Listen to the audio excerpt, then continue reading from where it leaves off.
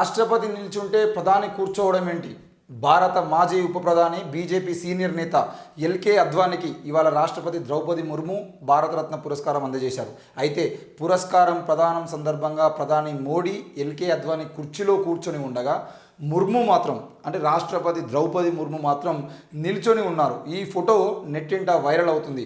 రాష్ట్రపతి నిలబడితే ప్రధాని కూర్చోవడం ఏంటి అని నెటిజన్లు విమర్శిస్తున్నారు. భారతరత్న తీసుకోవడానికి రాలేకపోతే ఎవరినైనా పంపిస్తారు, కానీ రాష్ట్రపతి వెళ్ళి ఇవ్వడం ఏంటి? ఆ పదవిలో గిరిజన మహిళ ఉందనే కదా అని ఓ నెటిజన్ విమర్శించారు. కాగా ఈ ఫోటోపై కాంగ్రెస్ పార్టీ సైతం స్పందించింది.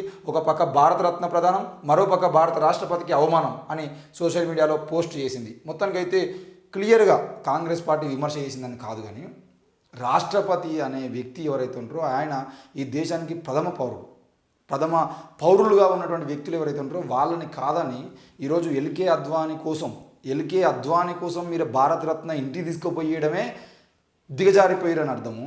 మళ్ళీ ఇచ్చే విషయంలో కూడా నరేంద్ర మోడీని కూర్చొని ద్రౌపది ముర్ము గారిని నిలబెట్టడం అనేది ఇంత దారుణమైనటువంటి విషయము.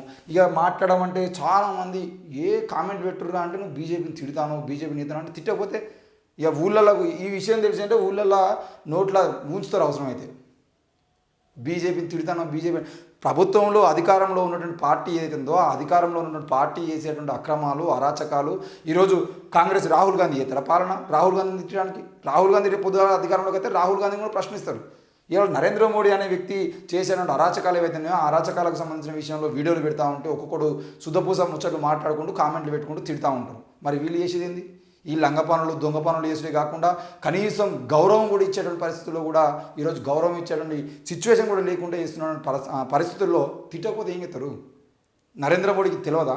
నరేంద్ర మోడీ చుట్టుపక్కల ఉన్న అధికారులు తెలియదా?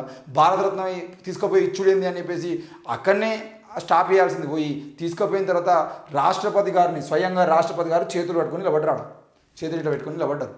ఏందన్నట్టు అంటే ఈరోజు బీజేపీ పార్టీ అధికారంలోకి వచ్చిన తర్వాత ఈ దేశంలో ఒక రాష్ట్రపతి యొక్క పదవి ఈరోజు గిరిజన మహిళకు మేము రాష్ట్రపతి చేసినామని చెప్పేసి డ్రామాలు చేసి అటు మణిపూర్లో మహిళల మీద అత్యాచారాలు చేస్తూ అదే మణిపూర్లో నాగాలాండ్లో ఈ మొత్తం ఒక జాతి మొత్తాన్ని నిర్మూలన చేద్దామని చెప్పేసి ఈరోజు అక్కడ ఉన్నటువంటి గిరిజన మహిళల మీద అత్యాచారాలు చేస్తూ గిరిజన మహిళల్ని నగ్నంగా ఊరేగిస్తూ రాజకీయాలు చేసేటువంటి పార్టీ గిరిజన మహిళను మీరు చూడండి.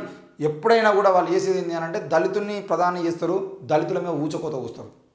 ఇది ఎన్నోసార్లు సోషల్ మీడియాలో వైరల్ అయినటువంటి పోస్టే. మళ్ళీ చెప్తున్నా, దళితుని రాష్ట్రపతి చేసిరు అని అంటే దళితుల టార్గెట్ చేసుకున్నారని అర్థం. ఈరోజు గిరిజన మహిళని ఆనాడు వాళ్ళు రాష్ట్రపతిగా ప్రకటించినాడే అందరం సోషల్ మీడియాలో స్పందించినాం.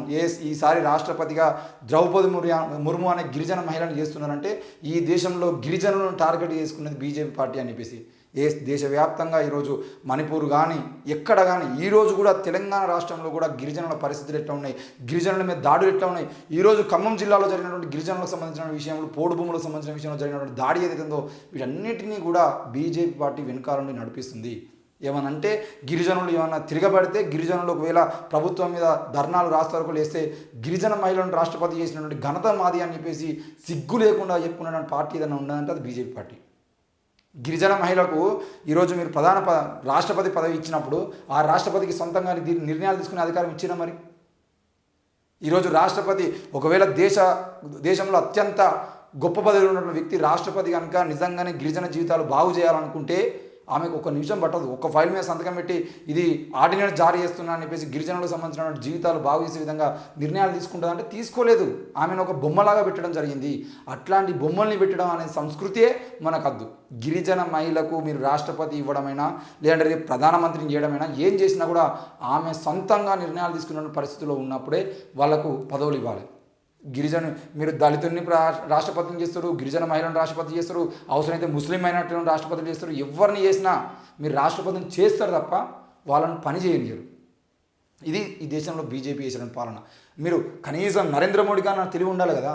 నరేంద్ర మోడీ మొత్తం మేధావి, నేను ప్రపంచ మేధావిని, ప్రపంచంలో ఎక్కడ లేనటువంటి గొప్ప నాయకుడు అని చెప్పేసి మొత్తం 56 ఇంచుల ఛాతి ఉంటుంది, ఎవరికి భయపడాడు, ధీరుడు, మొగోడు, మా దేవుడు అండి అని చెప్పేసి మాట్లాడే బండి సంజయ్ వీళ్ళందరూ ఉంటారు కదా. మరి ఈ దేవునికి తెలియదా ఎవరికి గౌరవం ఇవ్వాలి, ఎవరిని కూర్చోబెట్టాలి? మొన్న తెలంగాణలో ఇట్లే జరిగింది. ఒక దళిత నాయకుడిని పీటేసి కింద కూర్చోబెడతారు, మిగతా రెడ్లందరినీ పైన కూర్చోబెట్టినట్టే ఇక్కడ కూడా అంతే. ఆమె గిరిజన మహిళ కాబట్టి నిలబెట్టిర్రు. అది కూడా ఎల్కే అద్వానీ ఇంట్లో. ఎల్కే అద్వానీ ఇంట్లో మహిళకు న్యాయం లేదనంటే ఈరోజు అదే ఎల్కే అద్వానీ సారథ్యం వహిస్తున్నటువంటి ఆయన నాయకత్వంలో నడిచినటువంటి బీజేపీ కానీ లేదంటే ఆర్ఎస్ఎస్ కానీ బజరంగ దళ కానీ ఈ సంస్థలన్నిటి పరిస్థితి కూడా ఇంతే ఉంటుంది.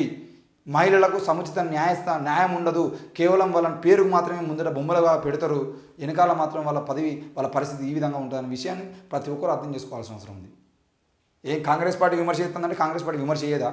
కాంగ్రెస్ పార్టీ బరాబర విమర్శ చేస్తుంది. ఒక పక్క భారతరత్న ప్రధానం, మరో పక్క భారత రాష్ట్రపతికి అవమానం. దానికి సమాధానం చెప్పండి నరేంద్ర మోడీ. చెప్పడు, ప్రెస్ ముందుకు రాడు. 10 ఏళ్లలో ఒక్కసారి కూడా ప్రెస్ మీట్ పెట్టి ప్రెస్ వాళ్ళు అడిగేటువంటి ప్రశ్నలకు సమాధానం చెప్పలేక ఛానల్ ఈయన కోసం పనిచేసిన ఛానల్ ఏదైతే ఉందో ఆ ఛానల్ కూర్చొని వాళ్ళు అడిగేటువంటి ప్రశ్నలకు సమాధానం చెప్పడం, లేదంటే ఈయన చెప్పిందే వేదం అన్నట్టుగా ఈయన వేదాలు వల్లించడం, ఇదే ఉంటుంది తప్పించి నిజానికి దేశంలో జరగాల్సినటువంటి పాలనను జరగకుండా బీజేపీ పార్టీ చేస్తున్న డ్రామాలు ఏవైతే ఉన్నాయో అవి మనం అర్థం చేసుకోవాల్సిన అవసరం ఉంది. ఈరోజు ద్రౌపది ముర్ముకు జరిగినటువంటి అన్యాయం అనేది ఈ రోజుతో ఆగిపోయేది కాదు. బీజేపీ ఇలాగే అధికారంలో కొనసాగితే రేపటి రోజున ఎవ్వరికీ గౌరవం ఉండదు. మళ్ళీ ఎస్సీ ఎస్టీ బీసీలు ఎవరైతే ఉన్నారో శూద్రులు అతిశూద్రులుగా ఉన్నటువంటి వీళ్ళందరూ కూడా గౌరవం అనేది లేకుండా మళ్ళా కులం పేరుతో పనులు చేసుకోవాల్సిన పరిస్థితి తీసుకుపోతారు. కాబట్టి దయచేసి ఆలోచించండి.